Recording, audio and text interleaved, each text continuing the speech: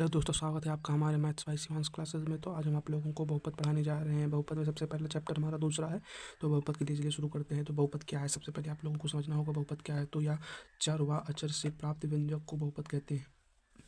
चर क्या है, तो चर आप लोगों को पता ही होगा, जो एक्स वाई और जेड होते हैं, यही सब हमारे चर कहलाते हैं। उसके बाद अचर, तो अचर हमारी संख्याएं होती हैं, जैसे 1 2 3, इसी तरह सारी संख्याएं हो जाती हैं।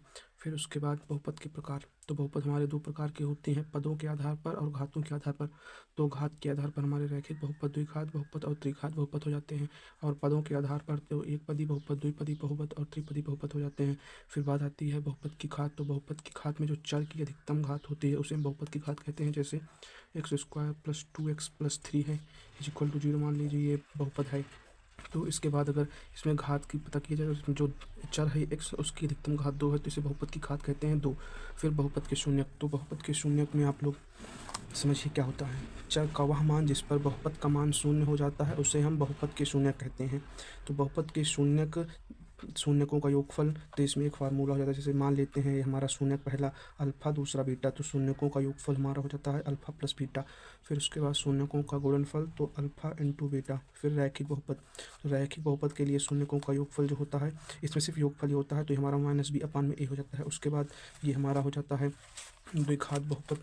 तो द्विघात बहुपद के लिए इसमें दो चरण होते हैं, पहले योगफल होता है और गुणनफल। तो इसमें हमारा योगफल के लिए ये है x/x², यहाँ पर माइनस का चिन्ह लग जाता है। इसका गुणांक जो होता है वही द्विघात बहुपद का योगफल होता है। और गुणनफल की बात करते हैं, तो गुणनफल के लिए ये हमारा, देखिए, गुणनफल की बात करते हैं तो गुणनफल हो जाता है गुणनफल, तो इसमें माइनस में यहाँ पर हो जाता है c/x² का गुणांक।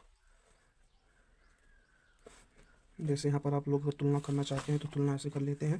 देखिए x² प्लस 2x प्लस 3 है, तो यहाँ पर x² का गुणांक 1 है, तो यहाँ पर, और ये हमारा c हो जाता है, और ये हमारा x वाला पद है, तो इसमें जैसे ये हमारा a हो जाता है, ये b और ये c, तो a b और c इसी तरह हमारे होते हैं। फिर उसके बाद द्विघात बहुपद का ग्राफ, द्विघात बहुपद का ग्राफ परवलय आकार का होता है ऐसे, और फिर हमारा ऐसे हो जाता है, ग्राफ में रहता है।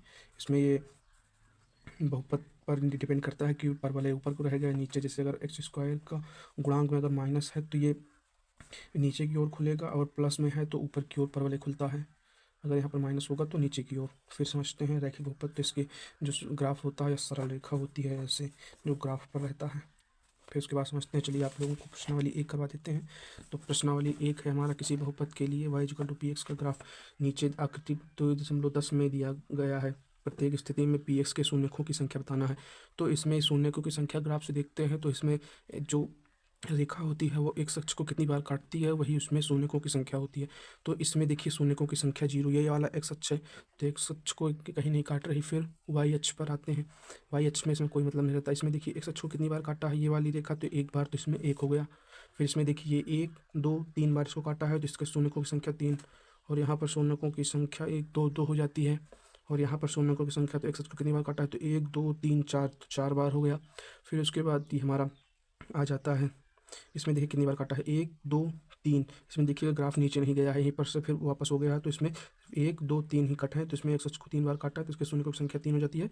और यहीं पर फिर हमारी प्रश्नावली समाप्त हो जाती है। तो आज के लिए बस इतना ही।